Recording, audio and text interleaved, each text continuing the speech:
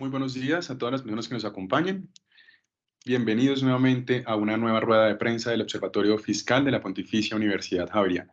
En esta oportunidad queremos presentar nuestro último informe acerca de la reforma tributaria del gobierno del presidente Gustavo Petro. Como es costumbre, podrán encontrar este informe al final de la rueda de prensa. Estará colgado en nuestras redes sociales y en nuestra página web. Me acompaña en esta oportunidad el director del Observatorio Fiscal, el doctor Oliver Pardo, quien nos explicará y nos contará los puntos más destacados de este último informe. Oliver, muchas gracias, bienvenido.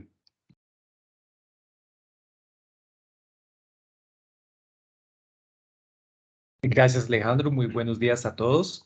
Y bueno, gracias de nuevo por acompañarnos en esta nueva ocasión donde vamos a hacer nuestra evaluación final sobre la reforma tributaria recientemente aprobada por el Congreso y que ahora pasará a sanción presidencial.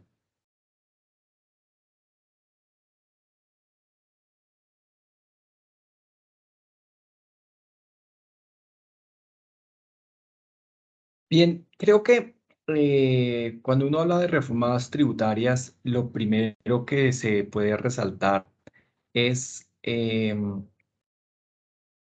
cuánto se espera recaudar y cómo se desagrega este recaudo. Entonces, en esta reforma tributaria vimos que la meta de recaudo inicial era de 25 billones y ahora es de apenas 20 billones de pesos.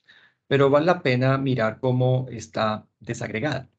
En principio, lo que más resalta es que más de la mitad del recaudo proviene de los recursos del subsuelo. Es decir, tenemos una reforma tributaria que está básicamente focalizada en un único sector. Pero también es muy interesante mirar cómo se compara la desagregación inicial comparada con la desagregación final. Entonces, en el proyecto inicial teníamos una meta de 25 billones, de los cuales solamente 7 billones eran por recursos del subsuelo. En la versión final que fue aprobada, la meta de recaudos bajó a 20 billones, pero el recaudo esperado por los recursos del subsuelo aumentó a 11 billones de pesos.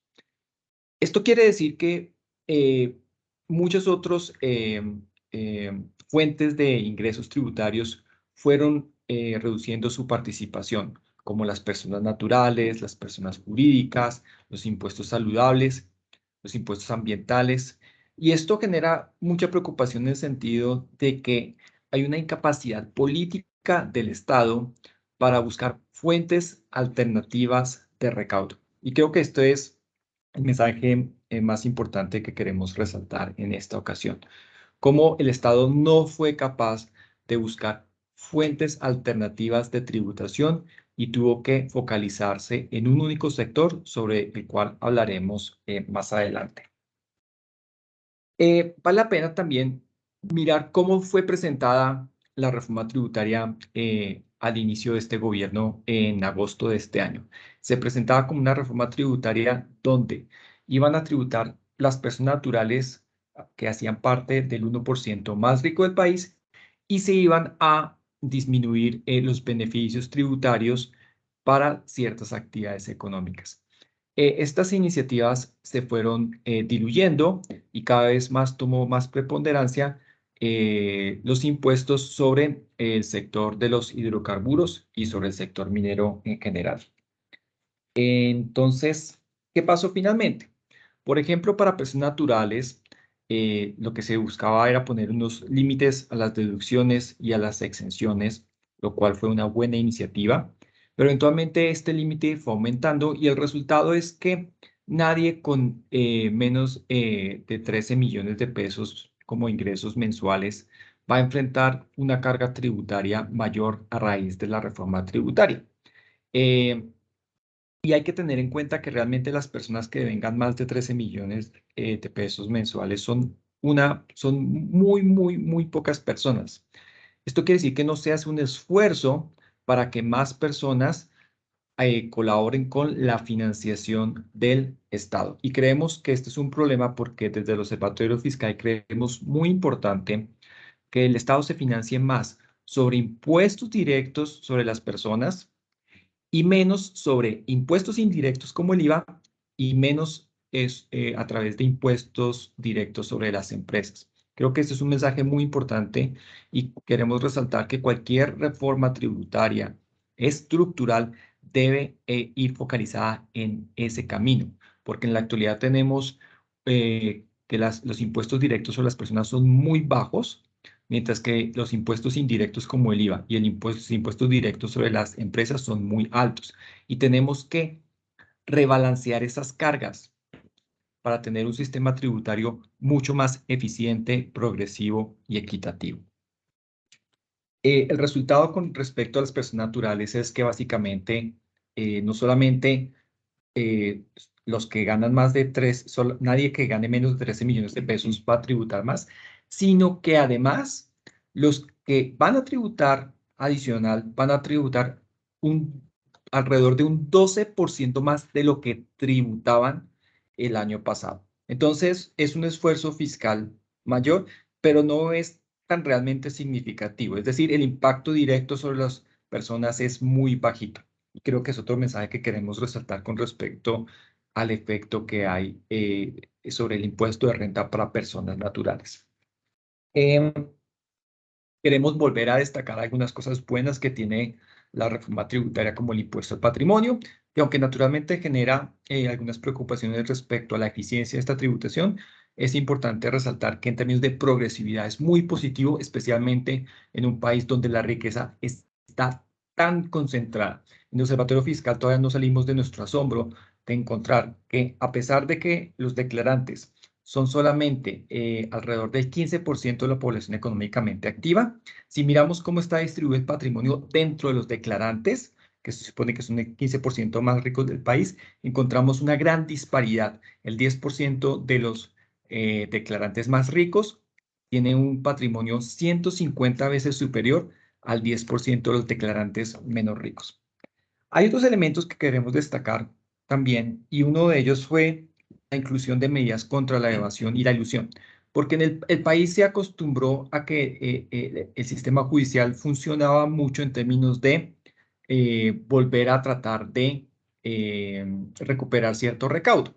Y esto tiene cierta lógica en el sentido de que una vez cometido un crimen, al Estado le conviene más tratar de recuperar el dinero en vez de enviar la gente a la cárcel. Pero eso también genera un problema y una señal muy problemática, y es que si la gente comienza a evadir, lo peor que le podía pasar sencillamente que tenía que enfrentar el pago de impuestos evadidos con intereses más una multa, pero mientras que se pagara este impuesto no había ninguna posibilidad de cárcel. Y eso generaba señales muy peligrosas e incentivos muy fuertes para la evasión.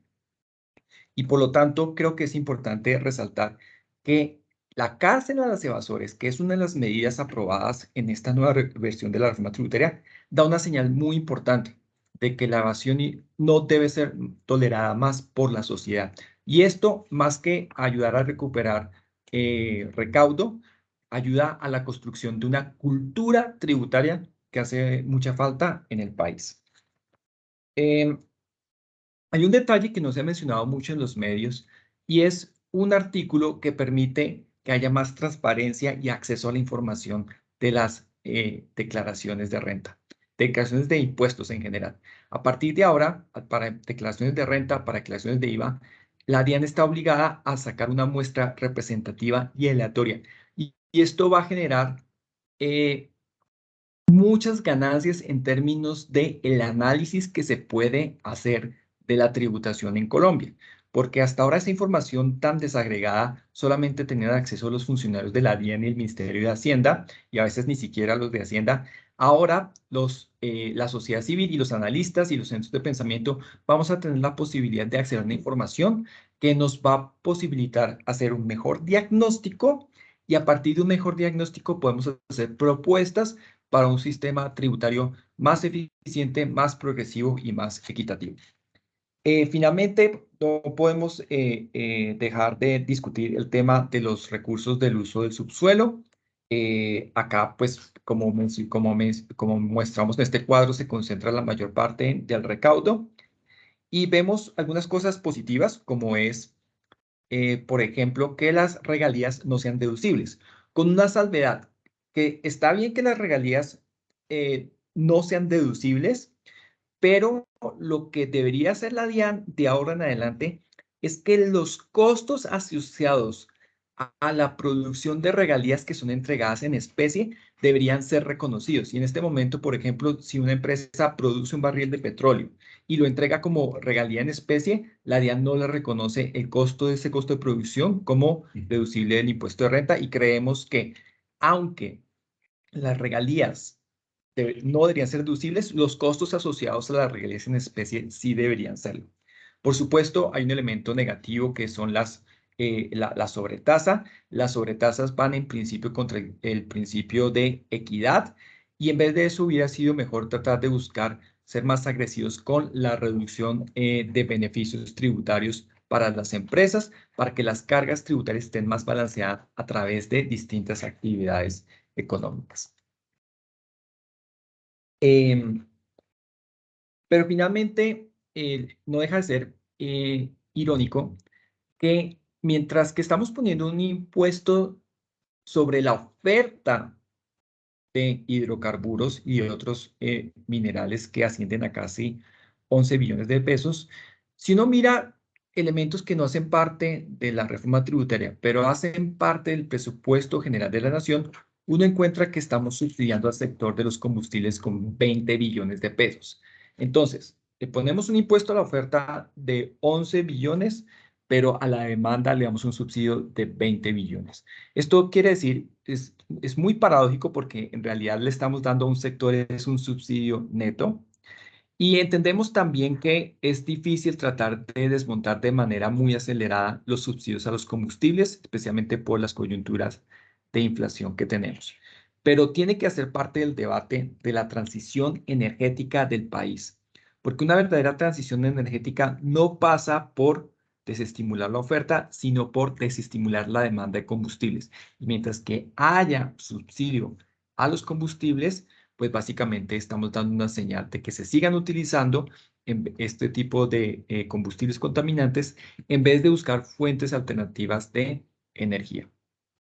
Y sí, de nuevo, pues también es una gran coincidencia que justo el recaudo, el recaudo total de la reforma tributaria, que son de 20 billones de pesos, coincide con lo proyectado para el 2023 con respecto a los subsidios de los combustibles, que son 20 billones de pesos. En otras palabras, sin subsidio de los combustibles no habría habido necesidad de hacer esta reforma tributaria.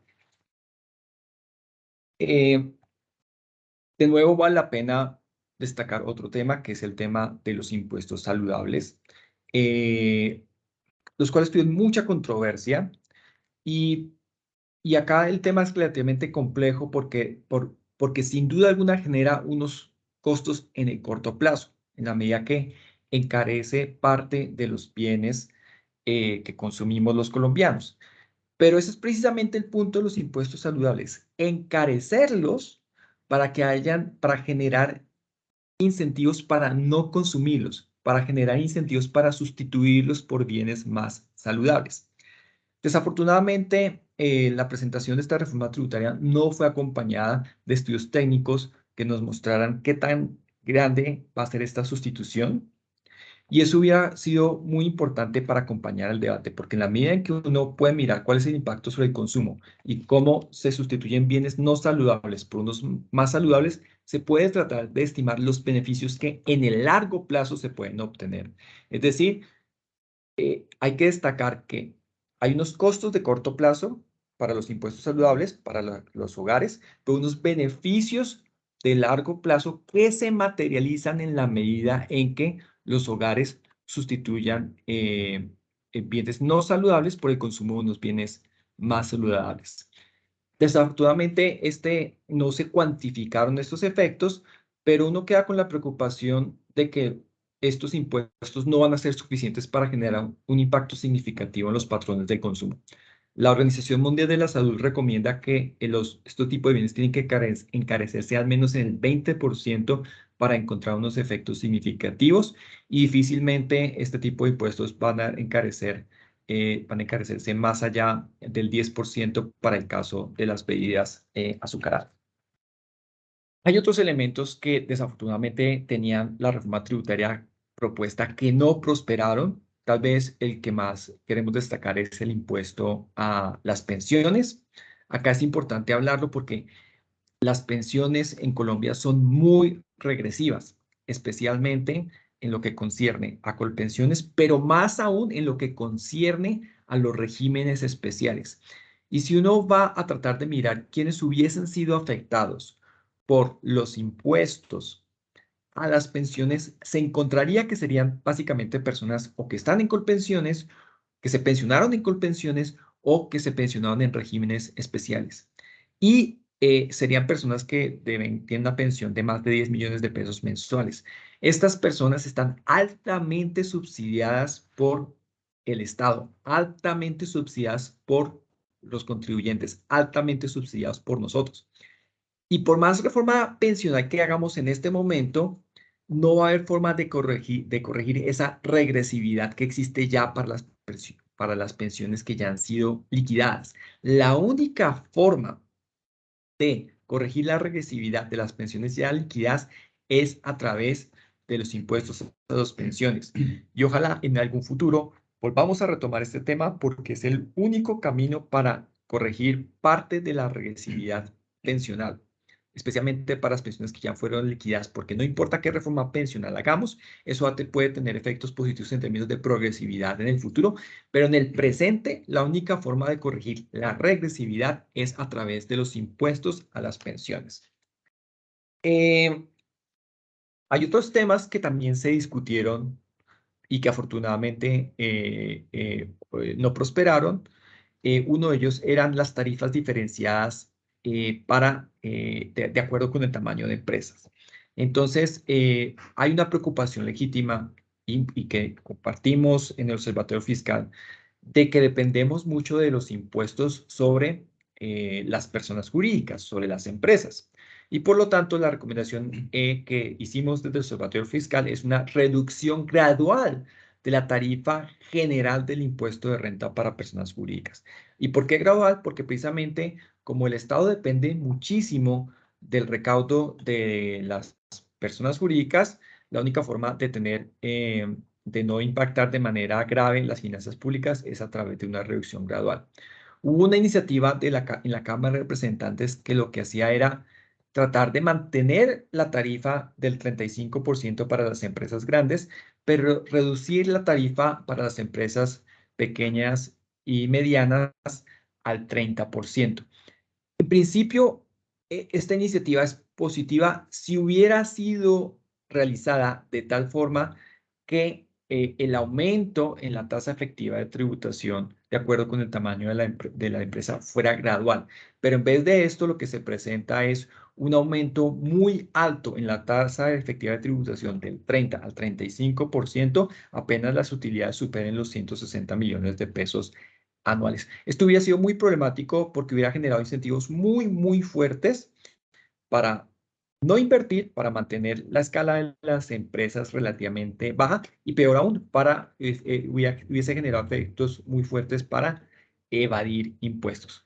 Afortunadamente, esta iniciativa no prosperó, pero eventualmente el país también tiene que volver a discutir la manera correcta de disminuir la tarifa general del impuesto de renta para las personas jurídicas. Y en general queremos volver a insistir en un tema que el Observatorio Fiscal ha venido mencionando constantemente, y es el hecho de que el Estado y el recaudo el recaudo del gobierno depende muy poco de las personas naturales. Las personas naturales pagamos muy pocos impuestos directos, pagamos mucho IVA, pero pagamos pocos impuestos directos. Y esto es un problema, pero también abre una oportunidad, porque lo que se puede hacer es reformar el impuesto de renta para personas naturales, para que sea mucho más simple y mucho más eficiente, y de esa manera, sin que haya un impacto muy grande sobre las finanzas públicas. De nuevo, desde el Observatorio Fiscal hemos hecho algunas propuestas que simplifican significativamente la declaración de impuestos para las personas naturales, con un impacto muy pequeño sobre el recaudo. En nuestra versión más radical, el impacto sobre el recaudo es de menos de 2 billones de pesos. En esta propuesta, básicamente, lo que hacemos es casi que una tarifa plana del 20%, independientemente de la fuente de ingresos, lo cual simplificaría significativamente las declaraciones de renta. Con dos ventajas. Primero, que para las personas que ya declaran, genera menos incentivos para evadir, genera menos problemas, menos riesgo de cometer errores a la hora de declarar y hace de la declaración de renta algo mucho más transparente. Pero también tiene la ventaja de que es una declaración de renta mucho más fácil de hacer, es más fácil ampliar la base de declarantes, que como dije anteriormente es muy pequeña, es solamente con un 15% de la población económicamente activa declara. Con una gravedad adicional que solamente el menos del 7% de la población económicamente activa paga algún tipo de impuesto de renta como persona natural. Entonces hay un espacio enorme para ampliar la declaración de renta para personas naturales, para que más personas declaren, para que más personas paguen algo de impuesto de renta y de esta forma se sientan más comprometidas con la veeduría y la fiscalización de las finanzas públicas. Porque en el país tenemos mucha atención mediática respecto a los impuestos, pero poca atención mediática con respecto al gasto público. Y en el Observatorio Fiscal creemos que esto se debe precisamente a que dependemos mucho de los impuestos indirectos, mucho de los impuestos directos sobre las empresas, pero muy poco sobre los impuestos directos para las personas naturales. Y acá quiero aprovechar la presencia de los medios para resaltar cosas que han pasado durante el trámite de la reforma tributaria que pasaron de agache y sobre las cuales no hubo suficiente atención mediática. Uno fue el presupuesto general de la Nación, aprobado por más de 400 billones de pesos. Comparen el monto del presupuesto general de la Nación con el recaudo de 20 billones de la reforma tributaria. Y también vale la pena resaltar que al mismo tiempo que se estaba aprobando la reforma tributaria, se estaba aprobando las asignaciones del Sistema General de Regalías que ascienden a 30 billones de pesos. Entonces, mientras que nos pasamos este semestre focalizados sobre la discusión de cómo hacer la carga tributaria de estos 20 billones de pesos, muy poca atención le dimos, por ejemplo, a cómo se va a repartir el presupuesto general de la Nación, 400 billones de pesos, y cómo se van a repartir las regalías, 30 billones de pesos, es decir, era un monto de dinero más importante que el de la reforma tributaria. Entonces, la invitación, de nuevo, como siempre, es que no nos focalicemos solamente en el tema tributario, sino que le prestemos mucha atención al tema de gasto, al tema sobre cómo gastamos nuestros tributos, cómo el Estado utiliza nuestro dinero, si lo está haciendo de manera eficiente, si nos está desperdiciando y si realmente está respondiendo a las necesidades del país. Muchas gracias.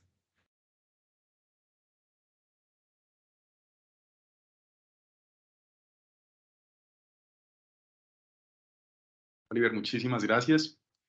Bueno, queremos invitarlos a que conozcan el informe completo entrando a nuestra página de internet www.fiscal.org. Allí podrán dirigirse a nuestra sección de informes y pueden descargar este último informe.